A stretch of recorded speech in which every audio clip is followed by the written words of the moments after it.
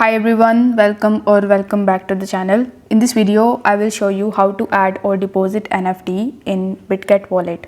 For that, first of all, launch your Bitget Wallet application, then tap on the Wallet tab in the bottom right hand corner of the screen.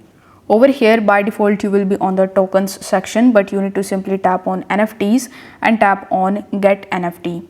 Then you will be landed on this page where you need to simply add an NFT, and for that you need to select the mainnet corresponding to your NFT, for example Ethereum or Polygon.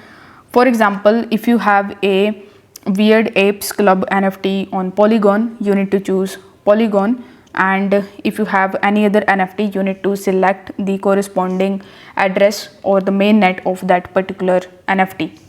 After that, you need to return to the NFT page to view the added NFT. If you already own the NFT, its thumbnail will appear in the collections tab.